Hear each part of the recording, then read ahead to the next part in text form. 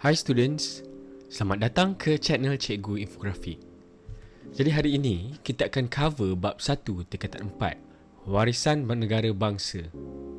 Dalam topik ini kita akan cover pertama, latar belakang negara bangsa sebelum kedatangan barat. Kedua, ciri-ciri negara bangsa Kesultanan Melayu Melaka. Ketiga, keunggulan sistem pentadbiran dan undang-undang. Keempat, peranan pemerintah dan rakyat. Sebelum kita pergi dengan lebih lanjut, ini merupakan timeline atau kitaran masa. Ianya bermula dengan kerajaan Funan di abad pertama, kerajaan Champa di abad kedua, kerajaan Sriwijaya di abad ke-7, Kesultanan Melayu Melaka di abad ke-15 dan Kesultanan Johor Riau di abad ke-16. Berbalik kepada poin pertama tadi, iaitu latar belakang negara bangsa sebelum kedatangan barat. Okey, kemunculan kerajaan Melayu membuktikan asas negara bangsa telah bermula sebelum kedatangan barat. Terdapat 4 ciri-ciri yang kita perlu ingat apabila kita bercakap tentang negara bangsa kerajaan alam Melayu, iaitu pertama, raja, di mana dia menjadi tonggak utama kerajaan. Raja sentiasa ditaati rakyat dan dianggap suci. Contohnya, Raja Champa dianggap sebagai pemerintah yang suci dan dikaitkan dengan Dewa Siva. Kedua, undang-undang dilaksanakan bagi mengaturkan kesejahteraan sesebuah kerajaan. Contohnya, di mana kerajaan Majapahit mengamalkan undang-undang Kutara Manawa. Nombor tiga, wilayah pengaruh, di mana ia merupakan kawasan yang rakyat menerima dan memperakui pemerintahan seseorang raja. Contohnya, kerajaan Funan mempunyai wilayah pengaruh yang luas seperti Sungai Mekong, Teluk Chamran, Selatan Myanmar dan Segenting Kra. Yang keempat adalah rakyat, di mana penduduk di wilayah tersebut setia kepada raja dan tidak menderhaka. Contohnya, sewaktu kerajaan Sriwijaya, rakyat perlu membuktikan kesetiaan kepada raja mereka dengan upacara persetiaan dan meminum air sumpah. Okey, sedikit nota tambahan. Kesultanan Melayu Melaka mewarisi ciri-ciri negara bangsa Empayar Sriwijaya sebelum tadi kita dah cakap tadi, dan Kesultanan Johor Riau pula meneruskan ciri-ciri ini dengan menekankan kepentingan Islam juga. Kita pergi ke topik nombor 2, iaitu ciri-ciri negara bangsa Kesultanan Melayu Melaka. Okey, kalau tadi ada 4, sekarang kita ada 6 ciri-ciri tersebut.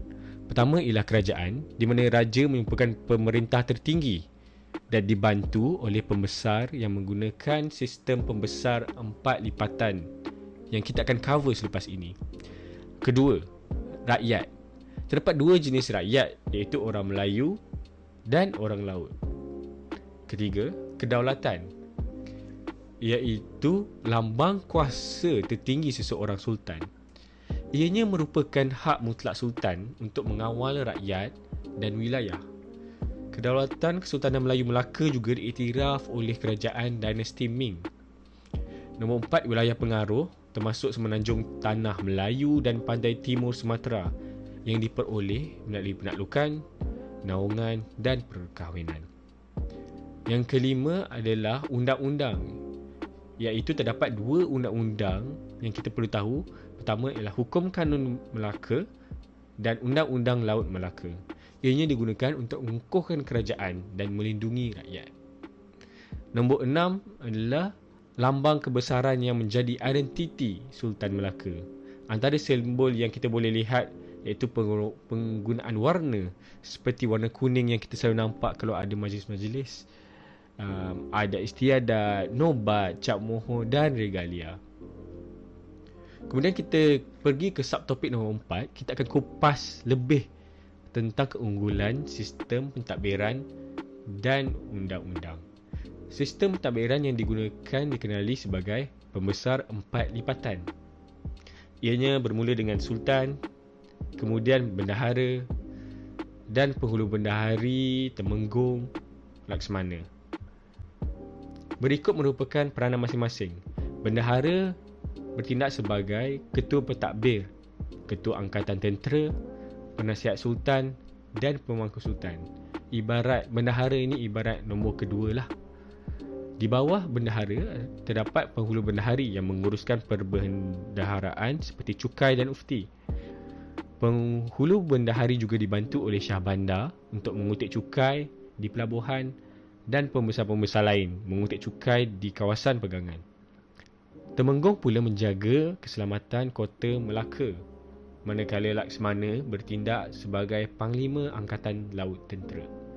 Daripada peringkat jajahan, pembesar perlu memastikan pentadbiran kesultanan ini berjalan dengan lancar.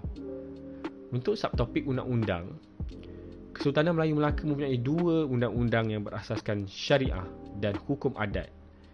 Seperti yang sedia maklum, Hukum Kanun Melaka dan Undang-Undang Laut Melaka.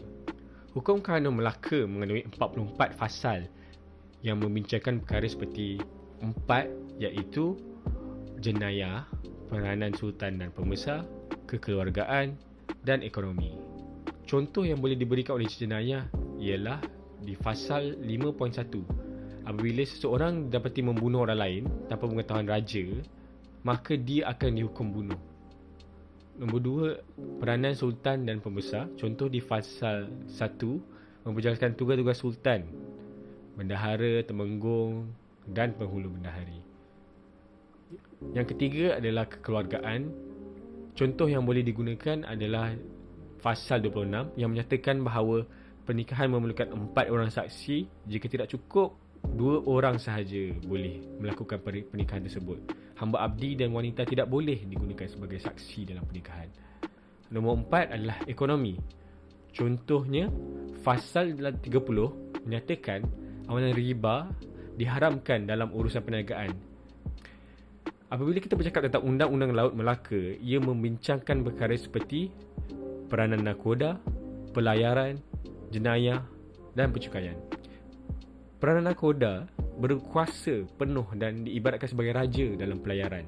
Contohnya, dalam fasal 13.1 menyatakan bahawa nakoda perlu diberi keutamaan untuk berniaga selama 4 hari. Nombor 2, pelayaran menceritakan tentang peranan pegawai lain seperti jurumudi, malim dan jurubatu. Contohnya dalam fasal 9, seorang malim harus arif tentang ilmu pelayaran. Nombor 3, jenayah. Contohnya dalam fasal 5, seseorang yang berkelakuan jahat dan membunuh orang di atas kapal, maka orang tersebut akan dikenakan hukuman mati.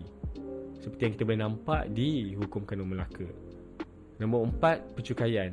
Dalam fasal 6.3, nakoda menentukan jumlah cukai yang dikenakan terhadap penumpang. Kita pergi kepada subtopik yang nombor 4, di mana ia mengupas daripada segi peranan dan pemerintah rakyat. Konsep ini berhubungan dengan Wahdat, iaitu semua individu tersebut memainkan peranan yang penting dalam pentadbiran ini. Secara tidak langsung, sultan, pembesar dan rakyat, mereka memerlukan satu sama lain. Contoh, sultan menjaga keselamatan rakyat, pembesar perantara antara sultan dan rakyat, mengutip hasil. Rakyat pula perlu menunjukkan taat setia kepada pemerintah, menyumbang tenaga kerja dan mematuhi segala arahan pemerintah dan tidak merendah harga kerana takut ditimpa tulah.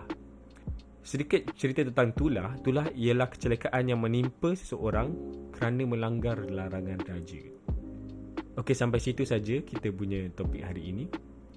Terima kasih kerana mendengar. Jangan lupa like, share dan subscribe jika ianya membantu anda dalam pembelajaran anda.